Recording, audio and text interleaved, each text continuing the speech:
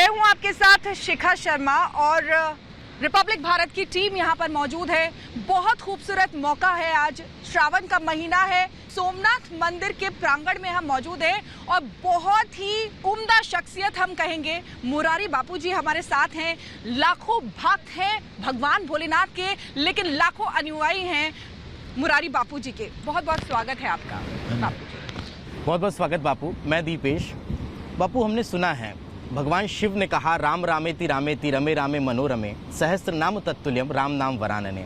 वो राम नाम जो विष्णु सहस्त्र नाम के बराबर का फल देने वाला है, उसी राम के नाम को आप 14 वर्ष की आयु से सतत फैलाते जा रहे हैं। उसके बाद फिर ये यात्रा जो आपने शुरू की, 12 ज्योतिर्लिंग की यात्रा, इसका उद्देश्य क्या? और जब ये पूर्णता की तरफ है बापू, तो क्या जिस उद्देश्य से शुरू की गई उसकी सफलता आपको मिली? देखो, मैं 64 ईयर्स हो गए बोलते बोलते। पहले रामकथा की गंगा गोमुख थी, फिर गंगोत्री हुई, फिर हरिद्वार हुई, फिर प्रयाग हुई, फिर गंगा सागर संगम में। ये गति है। लेकिन ये 12 ज्योतिर्लिंग जो है, ये उसके पीछे कोई हेतु नहीं जोड़ा गया। फिर भी कोई भी कर्म करो तो उसका परिणाम तो आता है। ये जगत कार्य कारण सिद्धांत से जुड़ा हुआ है। तो मुझे लगता है कि यहाँ आते आते, केदार से यहाँ तक आते आते, इतनी ऊंचाई से यहाँ महादेव भगवान की शरण में सिर झुकाते समय हमको लगता है कि ये यात्रा हमारा भारतवर्ष आज़ादी का 75वां साल मना रहा है। उसके उपलक्ष्य में भी उसको आप मान सकते हैं। और जिन महापुरुषों ने, सरदार वल्लभ भाई पटेल यहाँ खड़े हैं, जिस सोमनाथ मंदिर के मूल में हैं, तो जिन महापुरुषों ने भारत को दिव्य और अखंड बनाने की कोशिश की, प्रामाणिक कोशिश की, इन लोगों को स्मरते हुए मुझे लगता है कि ये हमारी यात्रा भी वैसे तो हेतुहीन है, फिर भी एक अर्थ में हम 4 धाम गए, जो शंकराचार्य ने सबको जोड़ा था। और मेरे दादाजी अद्वैत सिद्धांत के महामंडलेश्वर थे, तो हमने भी थोड़ा शंकर का असर उतरा। तो 12 ज्योतिर्लिंग के द्वारा पूरा पश्चिम उत्तर दक्षिण हर कोना हमने इन दिनों में 17 दिन में जोड़ा है। तो इसका कई अर्थ आप निकाल सकते हैं, लेकिन मैं इतना ही कहूँगा कि ये हमारी शुद्धतम अध्यात्म यात्रा है। बापू, आपने अमृत काल की बात की है और अमृत काल ये चल रहा है। राम कथा का जो अमृत है वो आप भक्तों को दे रहे हैं।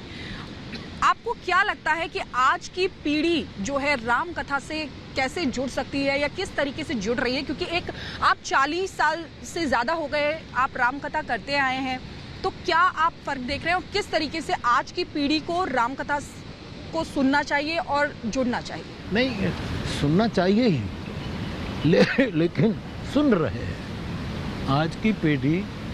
मैं देश विदेश में राम कथा के माध्यम से घूमा हूँ, लेकिन मैं इतना कह सकता हूँ कि 30% युवान कथा में आ रहे हैं। 100% परिणाम तो अभी लाना मुश्किल है, लेकिन एक शिक्षक के नाते मैं कहता हूँ कि 30 गुण मिल जाएं तो भी आदमी पास होता है। फुल पास तो मेरी व्यासपीठ नहीं है, लेकिन पास जरूर है, क्योंकि 30% देश और विदेश के युवान राम कथा की प्रतीक्षा कर रहे हैं और सुन रहे ऐसी ही नहीं, समझ रहे। केवल समझ रहे ऐसा ही नहीं, वो यदि आचरण न कर सके तो ये पीड़ित है कि हम नहीं कर सकते। बापू को सुनने के बाद हम क्यों आचरण में नहीं ला? ये पीड़ित, ये जो ग्लानि, वो भी एक असर लाएगी। तो मुझे तो लगता है कि ये युवाओं को बहुत खींच रही है। बापू, हम हमेशा कहते हैं सत्य सनातन धर्म की जय। हम सत्य को समझते हैं, लेकिन सनातन आखिर क्या है और ये हिंदुत्व से कितना अलग है? क्योंकि सनातन के साथ साथ हिंदुत्व की भी हमेशा बात होती है। सनातन और हिंदुत्व में कितना अंतर है बापू? सूर्य को आप पुरातन कहेंगे कि सनातन, ये एक प्रश्न है। यद्यपि सूर्य कब प्रकट हुआ उसका इतिहास और उसकी गणना भी वैज्ञानिकों ने दी है। फिर भी हम सत्य को सूर्य के साथ जोड़ते हैं कि सत्य सूर्य जितना सनातन है, लेकिन सूर्य भी कभी न कभी अस्त हो जाएगा। काल गणना में सूर्य भी धीरे धीरे बुझ जाएगा, लेकिन सत्य कभी बुझेगा नहीं। और इस सत्य के साथ, इस सनातनता के साथ हमारा धर्म जुड़ा है। मैं इस धर्म को कोई फ्रेम में मढ़ना नहीं चाहता, कोई सीमा में आबद्ध करना। धर्म मानी मेरी दृष्टि में मेरे लिए है, कोई स्वीकार करे कि न करे। जो रामचरितमानस ने मुझे सिखाया, धर्म मानी सत्य, धर्म मानी प्रेम और धर्म मानी करुणा। ये सनातन से भी सनातन, और हम हमारी हिंदू संस्कृति, हमारी वैदिक संस्कृति को सनातन संस्कृति कहते हैं। तो इसका हमें गौरव है, इसका हमें आनंद है। बिल्कुल बापू, हम ये भी जानना चाहते हैं कि देखिए, द्वादश ज्योतिर्लिंग अगर किसी के मन में आता है तो सीधे मोक्ष, मुक्ति ये मन में आती है। तो आप भक्ति को और मोक्ष को कैसे आप देखते हैं हमारे?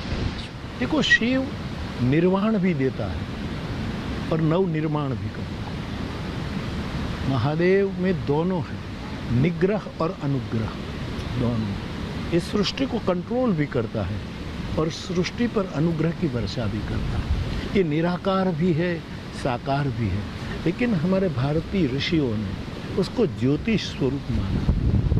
अब ज्योति को एक दीप की ज्योति लो आप, तो उसका आकार है, मध्यम गति से वो जल रही है, आकार तो है, लेकिन प्रकाश का कोई आकाश नहीं, वो फैलता फैलता। तो ये द्वादश ज्योतिर्लिंग एक रूप में तो यहाँ शिवलिंग के रूप में विराजमान है, हर जगह अपने अपने रूप में, लेकिन मूलतः एक शीतल ज्योति है, उष्ण ज्योति है। इनमें यहाँ का सौम, ये तो चंद्रमा का शैत्य जगत को प्रदान करता है। तो शिव निराकार और साकार का एक प्रतीक है। आश्रितों के लिए, भक्तों के लिए साकार है, वेदांतियों के लिए ये निराकार है। भक्तों के लिए एक अपना इष्ट है और वेदांतियों के लिए व्यापक ब्रह्म है। तो शिव सब कुछ है। शिव सब कुछ है। आपने शिव के निराकार स्वरूप को भी बताया। बापू, यहीं से एक सवाल खड़ा होता है, अगर हम रावण का जिक्र करें तो रावण की भक्ति और रावण के शिव का स्वरूप जटाटवी गलज्ज्वला प्रवाह प्रवितस्थले वाला है। अगर हम प्रभु श्री राम का जिक्र करें तो उनके शिव का स्वरूप निराकार ओंकार मूलम तुरीयम वाला है। बापू के शिव कौन से हैं? बापू के शिव का स्वरूप कैसा है? मैं शिव के, देखो, कोई उसको निराकार को पसंद करते हैं, कोई साकार को। मैं दोनों से लेकर साकार निराकार दोनों को सर मस्तक टेकता हूँ, और मेरे लिए ये शिव दोनों है। ठीक है बापू, एक चीज़ और हम पूछना चाहते हैं, जिस तरीके से इतने बड़े बड़े मतलब आयोजन आप करते हैं, सब चीज़ें हैं, लेकिन आप फीस नहीं लेते हैं कथा वाचन की, मतलब कोई भी फीस नहीं लेते, कुछ भी नहीं लेते हैं।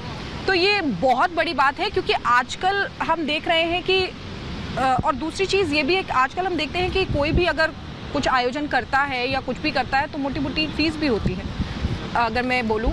और कई लोग ऐसे हैं जो राजनीति में भी कूदते हैं, तो उनके लिए आपको क्या आपका क्या संदेश है? क्या इसको आप किस तरीके से देखते हैं? किसी को धर्म कार्य में कोई कुछ करता है तो लोग दक्षिणा दे, तो इसमें कोई अपराध नहीं है। लेकिन मेरा संकल्प है कि मैं जो कहूँ, जो गाऊँ, इसका दुनिया को मुझे कुछ नहीं देना है, केवल 2 कान देना है। 2 कान ही दे, मुझे कुछ न दे, क्योंकि ये बेचने की बात नहीं है, बांटने की बात है। और दक्षिणा ज्ञानोपदेश है। सबसे बड़ी दक्षिणा ये है कि समाज विवेकी हो, समझदार हो। तो मैं सालों से मेरी कथा के लिए मैं मेरी पोथी लेकर जाता हूँ, पोथी लेकर लौट जाता हूँ। इसके अलावा आयोजन के साथ मेरा कोई संबंध नहीं है। लेकिन कई लोग राजनीतिक बयानबाजी भी जिनकी होती है आजकल, वो अपने अपने विचार है। कोई कभी कभी कोई ग्रुप राज्याश्रित हो जाता है, कभी राजनीति किसी ग्रुप के आश्रित हो जाती, ये तो संसार है। लेकिन मैं अकेला निकला हूँ, अकेला चलता हूँ, और जब जाऊंगा तब सबकी स्मृतियां लेकर जाऊंगा। बापू हमने सुना है चौपाइयों में कहा गया है अति नागर भव सागर सेतु।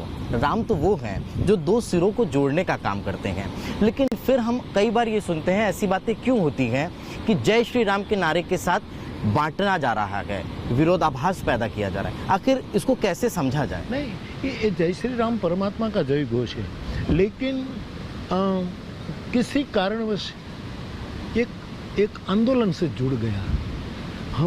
हम तो जय सिया राम कहते हैं, जय सिया राम, जय सिया राम। ये हमारी पूरी परंपरा। हमारे देहातों में आओ तो आप राम राम करेंगे या तो जय सिया राम कहेंगे। तो हम तो सालों से अथवा तो पीढ़ियों से जय सिया राम कहते हैं। तो जय श्री राम भी परमात्मा का ही नाम, लेकिन राम का नाम साधन नहीं बनना चाहिए, वो साध्य है, वो हमें प्राप्त है, उसको हम साधन। गांधी बापू भी कहते थे कि जिसके पास साधन शुद्धि नहीं है उसका लक्ष्य पवित्र नहीं होगा, कभी न कभी उसका क्षरण हो जाएगा। ठीक है बापू, कब आपके मन में ऐसा आया, कब आपने ऐसा सोचा, क्योंकि आप शिक्षक भी रहे हैं, 10th तक के बच्चों को आपने पढ़ाया है, तो कब ऐसे सोचा कि नहीं बस अब मुझे अपने आराध्य के बारे में सोचना है, मुझे भक्ति करनी है? नहीं, मैं वैसे मेरे गुरु ने, मेरे दादाजी जो मेरे ग्रैंडफादर, वो ही मेरे सदगुरु, मेरा सब कुछ है। उससे वो कथाकार नहीं थे, लेकिन उसने राम कथा जो अपने चित्त में थी, मन में, वो मेरे लिए रखी थी। जैसे शिवजी ने राम कथा अपने हृदय में रचना करके योग्य समय पर पार्वती को दी, वैसे मुझे ऐसा ही लगता है कि मेरे भगवान ने, मेरे गुरु ने मुझे राम कथा मुझे दे दी। मेरी मजबूरी थी कि मुझे नौकरी करनी पड़े, क्योंकि परिवार का गुजारा करना था। तो मैंने शिक्षक की ट्रेनिंग ली 1 साल की, प्राइमरी टीचर की, और मैंने करीब 8-9 साल स्कूल में, लेकिन वहाँ मेरा शरीर था, मैं न्याय देता था छात्रों को, लेकिन मेरी आत्मा कहीं हिमालय में रहती थी। तो फिर जब ऐसा लगा, मैं बहुत कथा में जाने लगा। पहले तो छुट्टियाँ लेकर विदाउट पे ये करके जाता था, वेकेशन में तो जाता ही।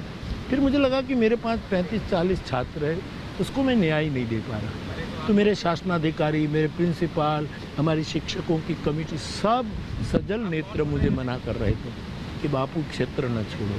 मैंने कहा अब मैं न्याय नहीं दे पा रहा हूँ, और मैं एक शिक्षक का धर्म जो बजा न पाऊँ तो मैं व्यासपीठ का धर्म कैसे बजा पाऊँगा। तो मैंने सजल नेत्र अपने को उससे निवृत्त कर लिया, और मैं इसी काम में अब बिना वैकेशन लिए हुए 14 साल का था तब से घूम रहा हूँ। बापू हम बचपन से इसका पाठ करते आ रहे हैं और मानते आ रहे हैं, गुरुर ब्रह्मा गुरुर विष्णु गुरुर्देवो महेश्वरा। हमने गुरु को परब्रह्म की उपाधि दी है। आपने अभी साध्य और साधन का जिक्र किया, तो ये यहीं से सवाल खड़ा होता है, क्या साध्य के लिए साधन की आवश्यकता है? हमें गुरु के बिना क्या हम ईश्वर को नहीं पा सकते? 2 रास्ते हैं, 2। कई लोग हैं, जैसे बुद्ध ने कहा मेरा कोई गुरु नहीं, ओशो कहते मेरा कोई गुरु नहीं, कृष्णमूर्ति कहते हैं मेरा कोई गुरु नहीं। ये भी मार्ग है, क्योंकि जो अपने आप को विष्णु समझते हैं, जो आपने आपको ब्रह्मा समझते हैं, जो आपने आपको शिव, जैसे शंकराचार्य भगवान ने कहा चिदानंद रूप शिवोहम शिवोहम, वेदांतियों ने कहा अहम ब्रह्मास्मि। तो ये लोग जो खुद को ही ब्रह्मा, खुद को ही विष्णु, ये भी हमारे यहाँ व्यवस्था है। तो वो कहते हैं कि हमें कोई गुरु, अपदीपो भव, हम अपनी आत्मा लेकर। लेकिन हमारे जैसे, जहाँ मैं अपने को रखता हूँ, हमारे जैसे संसारी को किसी की शरणागति जरूर है। बेटा सक्षम हो जाए तो मेले में बाप का हाथ छोड़कर चल सकता है, या तो बूढ़े बाप को खुद वो भी हाथ पकड़, लेकिन जब से छोटा बच्चा होता है उसको बाप की उंगली पकड़ करके मेले का नज़ारा देखने का एक विशेष है। हम तो परम तत्व के बच्चे हैं, तो कोई गुरु, कोई बुद्ध पुरुष, केवल तथाकथित नहीं, तथाकथित जिसमें लगे कि ये कोई परमात्मा की वाटिका में घूम कर आया है, जिसकी आँख में, जिसके वस्त्र में, जिसकी बोली में कोई दिव्य स्मेल है, ऐसे महापुरुष का आश्रय मेरे लिए तो जरूरी है। हाँ, लेकिन कई लोग कहते हैं जैसे गुरु मंत्र लेते हैं, सद्गुरु बनाते हैं और कहते हैं कि गुरु मंत्र जपते जपते उसके बाद ही हमको प्रभु के जो निराकार या साकार रूप हैं उनके बारे में पता चलता है और तभी हम उस मार्ग की शुरुआत करते हैं। तो इसको आप कैसे? जो मंत्र गुरु देता है और मंत्र के माध्यम से भी जपात सिद्धि हमारे यहाँ, तो मंत्र जपो और सिद्ध होगा। लेकिन मेरा इतना ही छोटा सा, मंत्र की बड़ी महिमा है, मंत्र का बड़ा विज्ञान है, शास्त्र है, मैं इसको, लेकिन मंत्र का एक अर्थ शब्दकोश में विचार भी है। गुरु केवल एक माला ये दे, अच्छी बात है, लेकिन मंत्र का मतलब एक विचार है, जिस विचार में विश्व कल्याण छिपा हो, ऐसा विचार दे, वो ही अपना गुरु है। जहाँ से यानो आनो भद्रा, जगत में जहाँ से हमें शुभ विचार मिले वो भारतीयों ने ग्रहण किया। और मंत्र शब्द से मंत्रणा आई, जैसे आज हम परस्पर बात करते हैं, ये मंत्र मूल में तो मंत्र शब्द, मंत्र मानी विचार, एक ऐसा विचार कि सर्वे भवन्तु सुखिनः सर्वे सन्तु निरामयाः। बापू, आपने बुद्ध का जिक्र किया, हमने तुलसी को तो नहीं देखा, युग तुलसी हमारे साथ बैठे हैं, ये हमारे पूर्व जन्म के कोई पुण्य कर्म होंगे, लेकिन धृष्टता कर रहा हूँ बापू, क्षमा करिएगा। आप उन वंचितों के बीच जाकर भी कथा कराए, आप उन वंचितों के बीच जाकर भी कथा कराए, जहाँ आज के समय में भी, इस युग में भी, रात के अंधेरे में भी लोग मुंह छिपा कर जाते हैं। क्या कभी आपको ऐसा नहीं लगा उस दौर में कि मैं कहाँ जा रहा हूँ, क्यों जा रहा हूँ? उसके पीछे का उद्देश्य आखिर बापू क्या था? नहीं, मुझे मैं बहुत हृदय से आपके साथ बात कर रहा हूँ कि मुझे कोई रिकॉर्ड नहीं बनाना। मैं राम और राम कथा, तो राम ने जो किया वो मुझे करना चाहिए, जितना कर पाऊँ। राम निषादों के पास गए, राम अहल्या के पास गए, राम शबरी के पास गए, राम सबके पास गए। तो मैं, मेरे पैर में जितनी ताकत राम ने दी हो गुरु ने, इतने कदम तो उठाऊं। मैं गणिका के पास गया, मैं दीनहीन विचरती जाति के पास गया, मैं 18 समा सर्वेषु भूतेषु सब, तो ये राम ने किया। वो तो 14 साल चले, मैं 2 कदम तो चल। बिल्कुल, आपको कथा करते करते 50 साल हो चुके हैं। 65 ईयर्स। देखिए 65 ईयर्स आपको हो चुके हैं। ऐसे में जब आपने शुरुआत की थी, तब में और अब में, देश में भी, लोगों में भी, युवा पीढ़ी में भी और पुराने लोगों में क्या आपने अंतर देखा? कैसे आप देखते हैं? नहीं, मैंने कह दिया कि 30% में फर्क देखता हूँ अवश्य। ये मेरे लिए, मैं जो जिस तरफ मेरी आंख में अभी कुछ अहोभाव के अधोभाव मुक्त मेरी आंखें, इससे मैं कहता हूँ कि 30% फर्क हो रहा है। किस तरीके का फर्क? कैसा फर्क? और ये बहुत है, ये बहुत। बापू, एक और चीज़ कि हम लोग हमेशा बात करते हैं कि जय श्री राम की बात होती है, राजनीति में धर्म की बात होती है और धर्म में राजनीति की बात होती है। कितना अंतर हम देखते हैं बापू इसमें? नहीं, हमारे शास्त्रों ने कहा कि धर्म पति है। नीति कोई भी हो, राजनीति हो, कूटनीति हो, कोई भी नीति हो, चाणक्य नीति हो, विदुर नीति, और नीति उसकी धर्म पत्नी है। नीति को धर्म के पीछे पीछे जाना, धर्म को राजनीति के पीछे पीछे नहीं जाना। बिल्कुल, क्योंकि भगवान श्री राम की भी अगर बात करें तो उनका जो जीवन रहा है, मर्यादा पुरुषोत्तम रहे हैं। जब वो राज्य उन्होंने संभाला, वो भी आज कहते हैं राम राज्य की कल्पना आज भी करते हैं। तो इसलिए राजनीति और जो उनकी पर्सनल, जो उनकी ज़िंदगी रही है, उसको बहुत किस तरीके से लोग आज समझें, कैसे देखें, क्योंकि राष्ट्र नायक भी भगवान श्री राम रहे हैं। तो जो राष्ट्र नायक राम एक ऐसा राजा था कि परिवार की आवाज़ से ज़्यादा वो प्रजा की आवाज़ सुनते थे, ऐसा राजा था। उसने अयोध्या की सभा में एक बार प्रवचन करते हुए कह दिया कि मेरे मुख से, भले मैं राजा हूँ, लेकिन मेरे मुख से कोई अनीति उच्चारित हो जाए तो छोटा नागरिक भी मुझे बीच में रोक सकता है कि राजा आप ठीक नहीं बोल रहे। तो राम एक ऐसे प्रजावत्सल राजा थे, तो उसके लिए प्रजा दृष्टा, प्रजा देवो भव राम के लिए। तो ये प्रजा, इसलिए हम चाहते, गांधी बापू कहते कि देश में फिर राम राज्य आए। और राम राज्य का मेरा मतलब है प्रेम राज्य। राम मंदिर भी बन रहा है। हाँ? राम मंदिर बन रहा है। ये तो दुनिया के लिए सगुन है। अगली जनवरी में होने को मैंने पढ़ा। आप राम राज्य की बात करते हैं, लेकिन सर्वधर्म संभाव की बात सनातन धर्म में होती है, सर्वे भवन्तु सुखिनः की बात होती है। इसी राष्ट्र में हिंदू राष्ट्र को लेकर के अब चर्चा तेज हो रही है।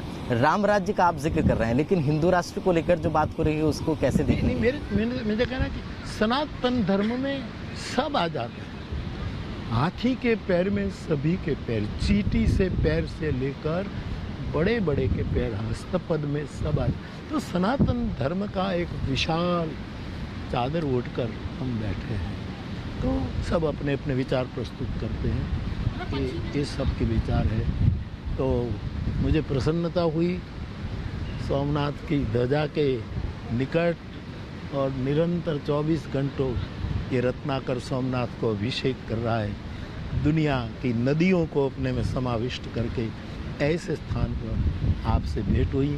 आपके दर्शकों के लिए, श्रोताओं के लिए। एक आखिरी सवाल और आपसे करना चाहूंगी कि अब ज्योतिर्लिंग की बात हो रही है तो काशी विश्वनाथ की और बात करना चाहूंगी, ज्ञानवापी की बात करना चाहूंगी।